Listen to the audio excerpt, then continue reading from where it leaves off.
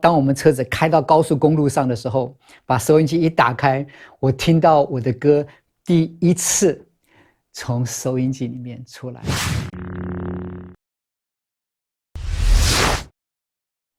Jerry Marcellino，Jerry Marcellino，M-A-R-C-I-L-L-I-N-O。在我开了我的小小的录音室之后，我还记得我刚刚开业的时候，我的机器只有8个轨道的机器，8轨录音室，我们就用最低价8块钱1个小时的价钱在卖。然后我们在当地好莱坞有那些就是音乐界的杂志，叫做 Music Connection 的杂志，也有一个东西杂志叫 Recycler， 就是回收卖二手货的这些杂志，我们就会在上面固定的每一个礼拜买一个小广告在上面，上面很大的是 A track， 8块钱美金1个小时。就这样子开始慢慢的把我们的小小的8轨录音室经营起来。后来有一天我去了一个大拍卖场，在日落大道上面，因为在日落大道上有很多录音室，那有一家录音室叫做 Ocean Way 录音室。 Ocean Way 是全世界数一数二最棒的录音室，现在是被 Universal Audio 这家公司买下来。但是 Ocean Way 的有一天，他们就在他们的停车场上把他们不要的淘汰的机器全部拿出来卖。我在那边的时候，一个人走过来，因为我在那边看一个东西，就这是什么东西，这是什么东西。然后这个人走过来就问我说：“哎 ，What do you do？” 我说：“我们在 Van Nuys 那边有开了一个小小的 A track 录音室。”然后他正在看我在拿了一个东西起来，这个东西让我给你看。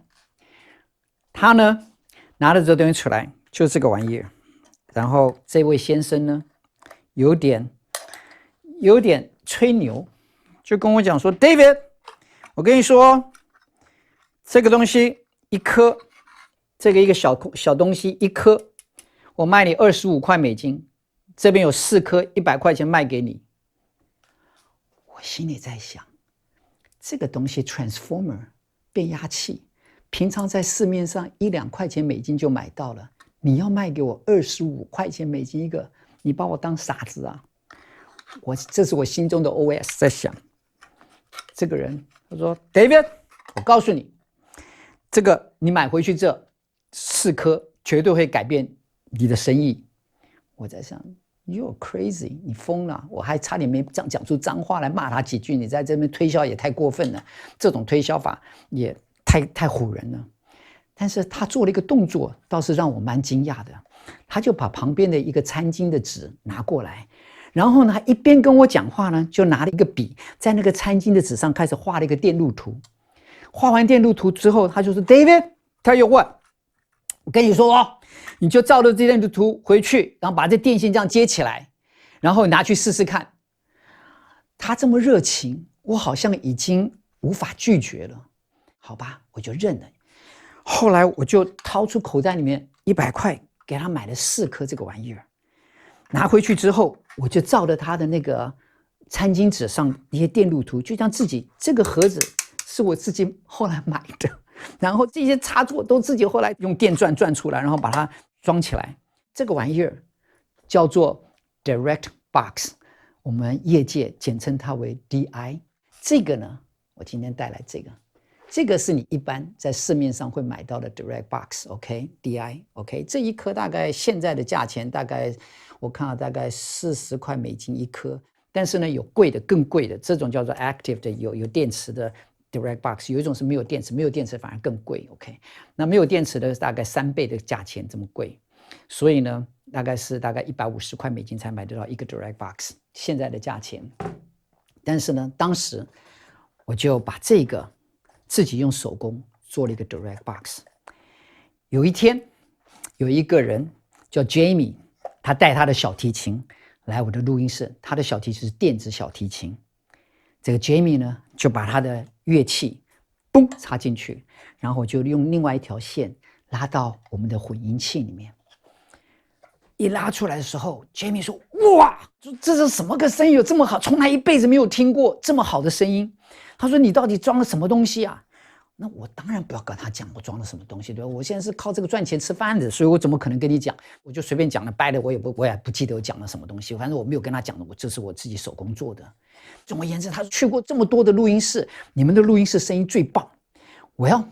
后来我发现，原来我这个里面的 transformer 是一个非常叫做 military used， 就是专门给军队用的 transformer， 是超级好的声音，很难买得到，一边市面上买不到。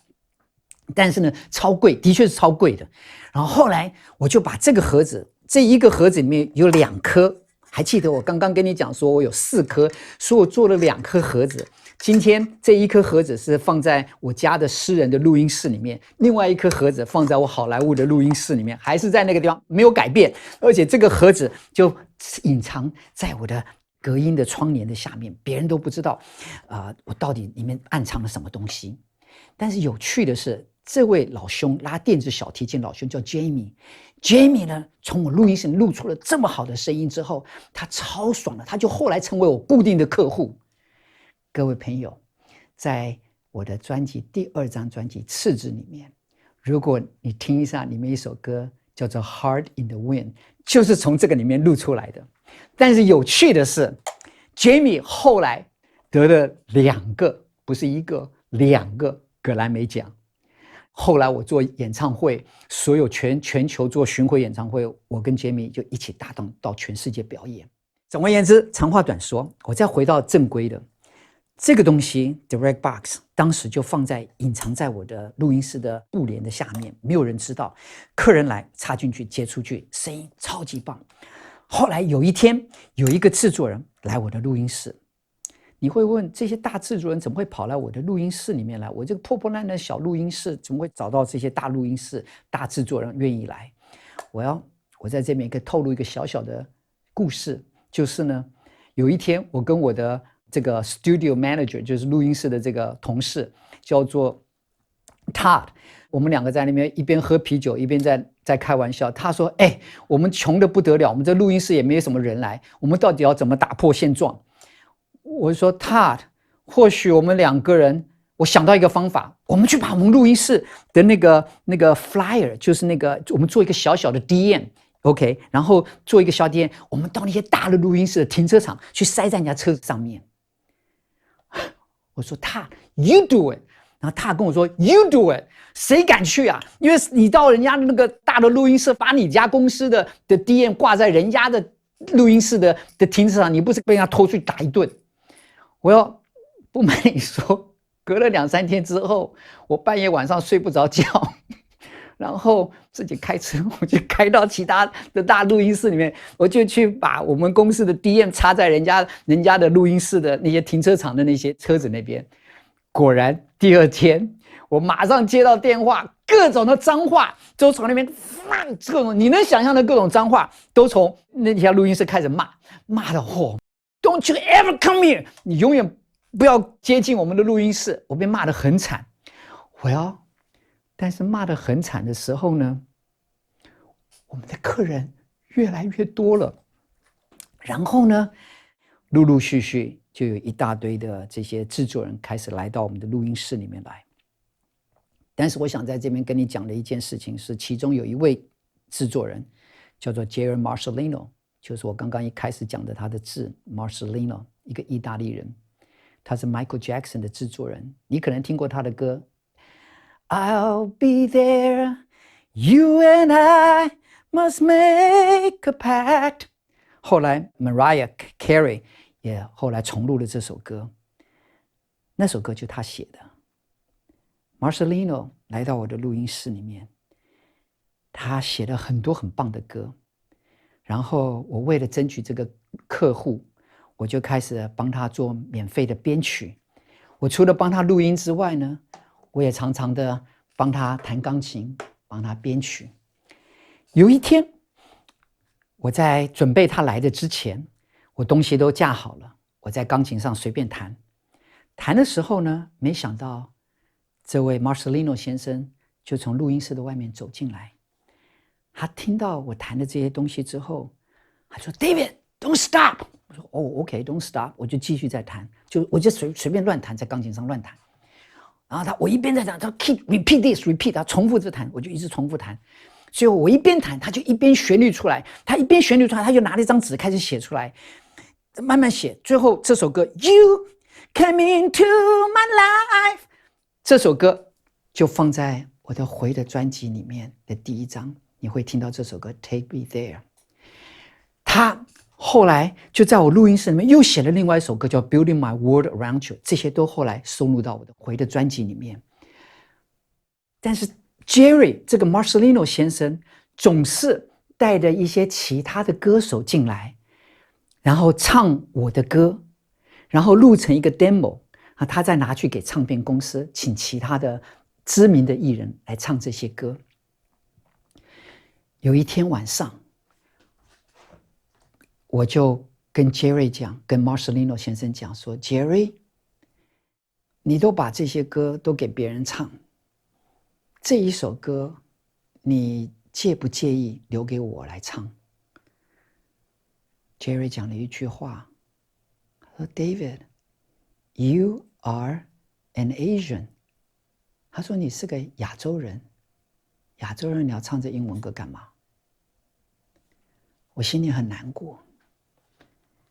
我说 Jerry We wrote this song together， 因为我们一起写这首歌，你可不可以让我试看看？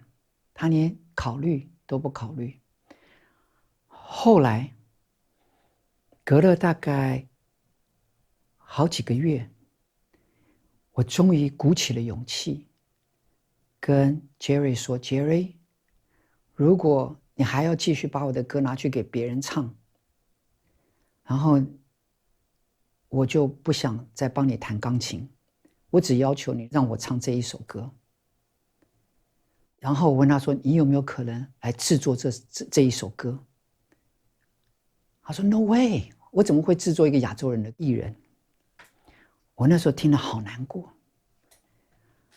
我最后鼓起勇气唠了一句话，我说 How much do I have to pay for you to produce this song？ 我问他说我需要付你多少钱你才愿意制作这首歌？他给了我一个数字，允许我暂时不透露，但是那数字绝对不是一个小的数字。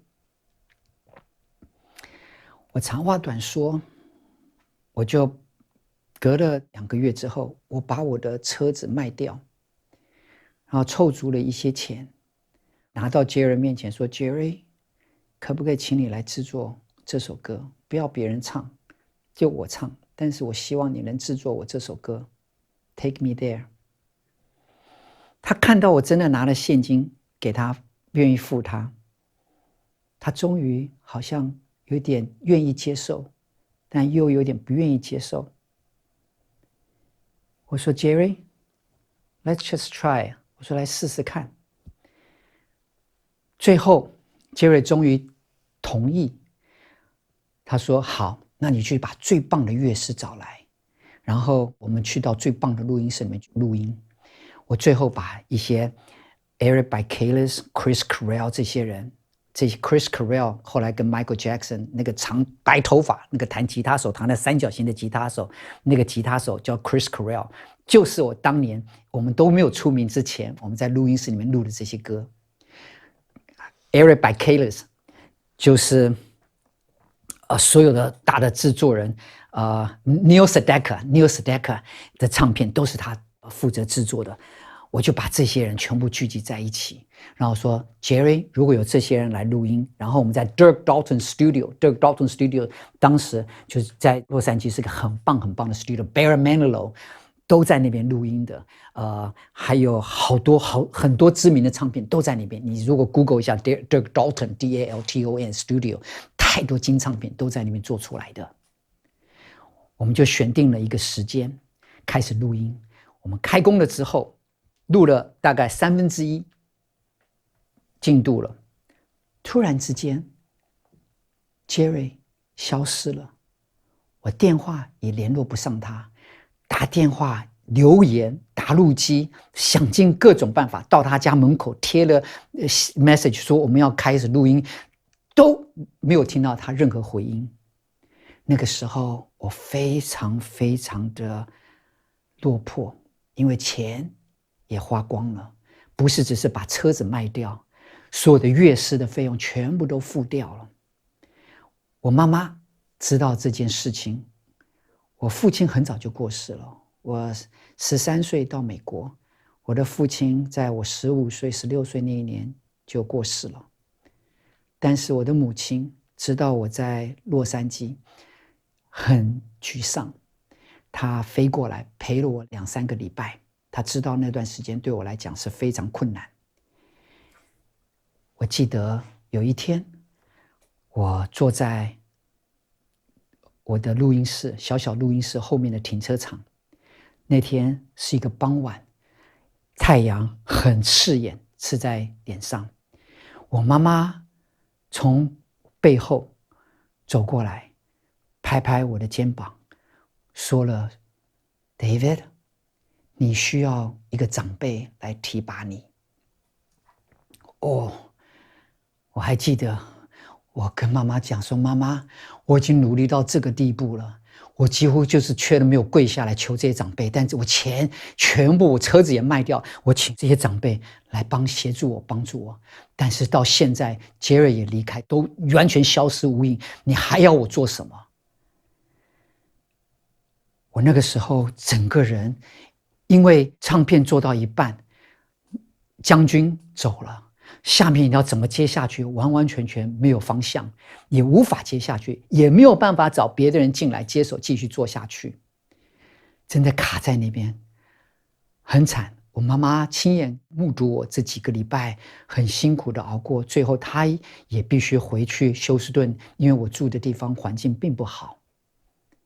我记得应该是大概7、8个月之后，我突然接到了一通电话，是杰瑞的儿子打电话过来。他跟我说 ：“David， 我爸爸想跟你说对不起，因为过去这一阵子，他经验了离婚，家庭破碎，他没有办法继续完成你的工作。但是他说，如果你还愿意的话，他愿意带你再回进录音室，把你的唱片完工。”哇！我接到那通电话，完完全全不敢相信。最后我们安排了一天，进了录音室，在 Dirk Dalton 的录音室。我还记得是大概在傍晚的时候，6点多钟、7点多钟，我们进去的时候，杰瑞是个意大利人，很魁梧，个子很大。他在走廊的末端，我把那个很重的 Dirk Dalton 录音室的门拉开，我走进去一看，杰瑞就站在走廊的尾端，站在后面，然后动都不动。我抬起眼睛看到杰瑞一句话都没有讲。我们已经有大概7、8个月、9个月都没见面了。杰瑞做了一件事情，他把手张开，然后我慢慢走到他面前，他一句话都没有讲，他就用他那魁梧的身体抱住我紧紧。杰瑞那天带着我又重新从那个休息室走到主控室里面开始录音。我们顺利的把这几首歌全部录完了。录完之后，我的 partner 叫做 Bob Mason，Bob Mason 开始安排我到每一个电台去开始做巡回的宣传，为这张单曲唱片叫 Single 的这首单曲，一面就是 Take Me There 这首歌，另外一面就是 Building My World Around You， 这2首歌在回的专辑里面你都会听得到。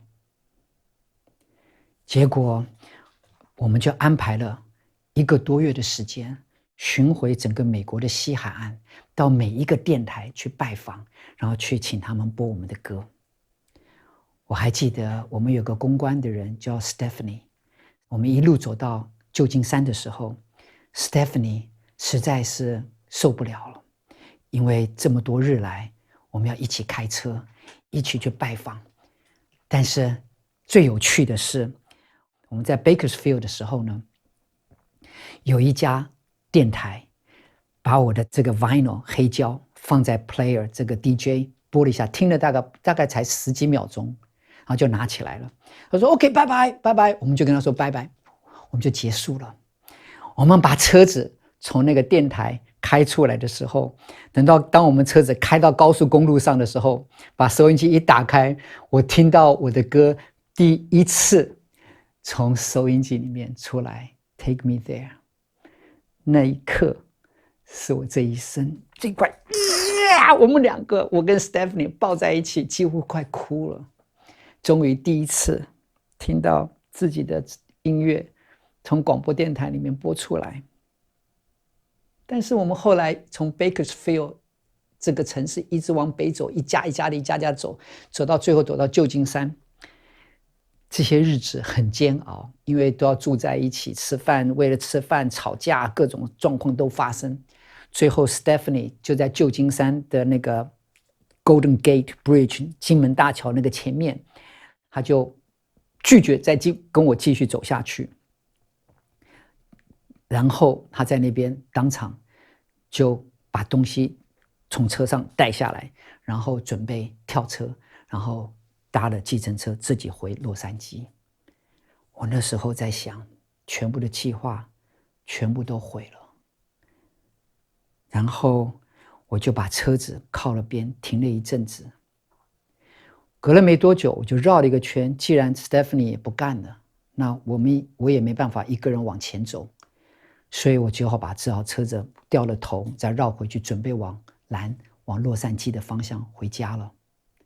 千想万想，没有想到，当我把车子掉头开回去的时候 ，Stephanie 就在街角，然后过来敲着我的门，在红绿灯的前面跟我说 ：“David，let's go，let's keep going，don't stop。”他说：“不要放弃，我们继续往前走。” Stephanie 就跳到车子上，我们两个眼泪都拼命的流，我们就继续往前走。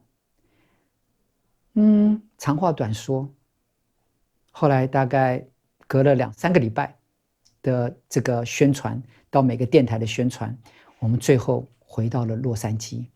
洛杉矶是最大的一个市场，是最难攻的市场，要攻进洛杉矶的市场很难。我千想万想，没有想到，当我们回到洛杉矶的时候， Jerry 居然打电话来说 ：“David， 你如果要去洛杉矶的 Kiss FM，Kiss FM 是洛杉矶最大的广播电台，或者 KFI 这几个电台 ，Let me take you to there， 我带你去，因为我知道。”我如果自己去跟 Stephanie 进去，没有人会在乎我是个亚洲人 ，Who cares？ 谁在乎一个亚洲人唱英文歌？大家都会看着笑话。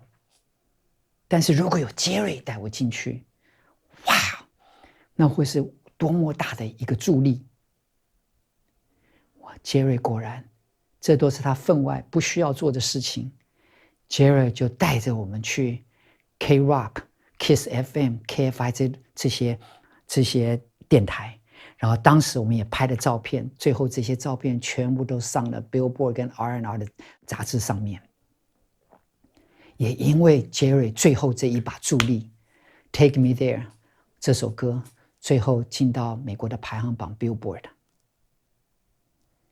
这一路走过来，贵人不停的出现，跌倒了，放弃了。贵人又出现了，路就是这样子，一步一步，一点一点的打开。